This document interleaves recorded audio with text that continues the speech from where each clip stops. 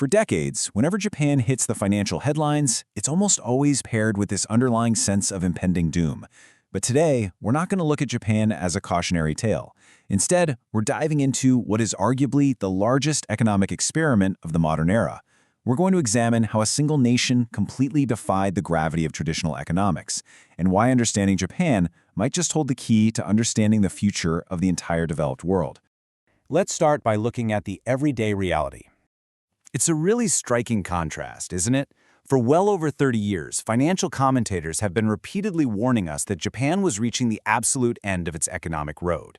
But if you look at the everyday reality, it tells a totally different story. Instead of a collapsing society, you see this quiet, highly functional stability.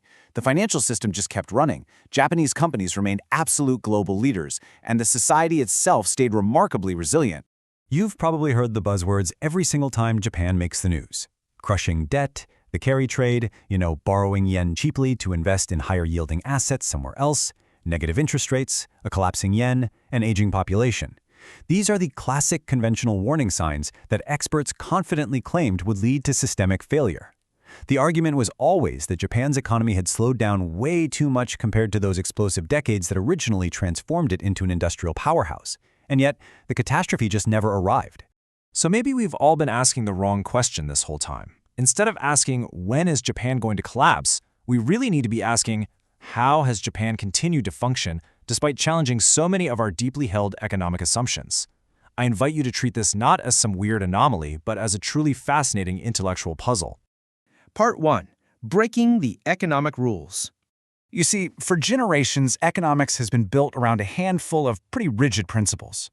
We're taught that excessive debt becomes unsustainable, that printing money inevitably destroys confidence, and that an aging society will always struggle to maintain its growth. But the Bank of Japan stepped up and pioneered these extraordinary monetary policies that challenged every single one of those traditional formulas. They held interest rates near zero for years, they bought massive amounts of government bonds, and they even intervened directly in the equity markets. Just to put this into perspective, Japan's government debt now sits at more than twice the size of its entire annual economic output, more than double. It is one of the highest debt-to-GDP ratios among major economies anywhere in the world. Now, according to textbook economics, a burden of that sheer scale should absolutely crush a nation. But look at the massive gap here between expectation and reality. Analysts fully expected Japan's policies to trigger runaway inflation, or at the very least a total loss of confidence in government finances. But the actual outcome? It was entirely different. For many, many years, inflation just stayed unusually low, government borrowing costs stayed completely contained, and financial markets, they just kept functioning normally. Japan simply refused to become the textbook example of collapse. Now, context matters profoundly here. Why didn't the system break? It comes down to some really unique structural factors. First off, a huge chunk of Japan's debt is held domestically, right there at home, rather than by foreign creditors. On top of that, Japanese households traditionally have very high savings rates. Add in incredibly strong manufacturing capabilities and rock-solid political stability, and you start to see the bigger picture. It proves that economies are living ecosystems, not just simple mathematical equations. The whole system kept functioning under this massive burden precisely because all of these moving parts worked together to support it. Moving to Part 2. The price of survival. Of course, this strategy wasn't exactly free. The price wasn't a sudden dramatic crash, but rather a slow, quiet adjustment. Instead of a financial collapse, Japan settled into economic stagnation. For the better part of 3 decades, growth was just modest. Wages grew very slowly. We're talking about an entire generation that grew up knowing profound, unshakable stability, but rarely getting to experience explosive economic growth. The true cost of their survival isn't found in crashing stock tickers. It's found in the quiet reality of everyday neighborhood streets. And happening exactly parallel to all of this, Japan's demographic realities were heavily accelerating. Birth rates were dropping steadily while life expectancy kept going up. The result of that math? A shrinking population. You had a growing share of the workforce heading into retirement, with way fewer young workers entering the market to actually replace them. Listen, these are deep demographic pressures that no amount of monetary policy can ever fix. Because of this, entire industries started facing really profound labor shortages. So, rather than collapsing under that massive demographic weight, Japanese businesses did what they do best. They adapted. They poured heavy investments into automation. Robotics didn't just stay in a lab. They became a standard, everyday part of industrial production. Companies actively prioritized efficiency over expansion. Innovation pivoted. It wasn't about trying to endlessly grow a workforce that just wasn't there anymore. It was about maintaining high productivity with fewer people. Survival itself essentially became the growth strategy. Part 3. Everyone else's future. For decades, it's been so easy to just dismiss Japan as this weird economic anomaly. But let's try a paradigm shift here. What if Japan isn't an exception at all? What if Japan is actually just the first major economy to arrive at a future that the rest of us are only just beginning to experience? Think about it. Maybe Japan isn't 30 years behind the rest of the world.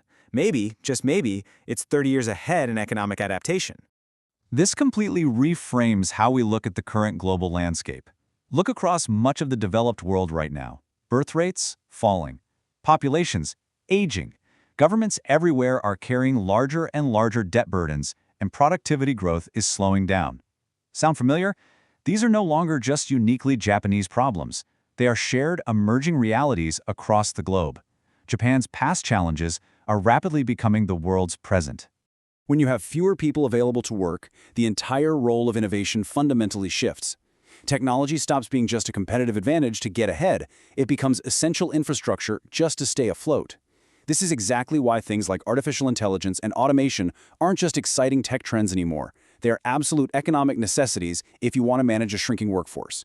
Japan realized this out of sheer undeniable necessity decades ago. Part 4. The lessons from Japan. You know, long periods of stability often teach us far more than sudden financial crises ever do. When we look out over the global economy today, we're essentially being forced to rethink our basic assumptions about how societies evolve. Debt alone does not determine a nation's future. Demographics matter. Institutions, productivity, technology, culture, they all matter deeply. They interact within this complex ecosystem. If Japan teaches us anything, it's that simple, dogmatic explanations almost always fail when you try to apply them to complex societies. This forces us to ask far more nuanced, interesting questions. Instead of just dogmatically asking whether governments can sustain high debt, economists are now increasingly looking at this and asking, under what conditions can they? Japan has vividly shown us that if you have the right structural conditions in place, a society can remain remarkably stable even under truly extraordinary financial pressure. And similarly, we really need to change our conversation around technology. Instead of asking whether automation is going to replace workers with this underlying sense of fear, we have to ask, is automation actually essential simply to maintain our economic output? Japan completely reframes that fear of robots taking jobs into a pretty sobering realization: automation might literally be the only way to prevent a systemic economic collapse when there just aren't enough human workers left to do the job. Final reflection. Asking better questions. For decades, the world has been obsessed with searching for the next economic miracle, the fastest growing boom. But we spend way too little time studying the economies that just quietly refuse to disappear. Japan is a powerful reminder that the future rarely arrives all at once in a flashy headline. It arrives slowly, quietly, and complexly. The real lesson here is one of intellectual humility. It's having the willingness to accept that complex systems rarely produce simple answers, and that sheer survival and resilience are honestly just as fascinating as explosive growth. History loves to celebrate the fastest-growing economies, but it rarely pauses to ask what happens after the growth actually slows down. Japan was the first major nation forced to answer that exact question, and the rest of the developed world is going to have to do the same very soon. As the Liber Hatem AI Vault philosophy suggests, understanding how civilizations adapt is how we truly see the future. We don't invest in yesterday's economy, we invest in tomorrow's civilization. Thank you for exploring this with me.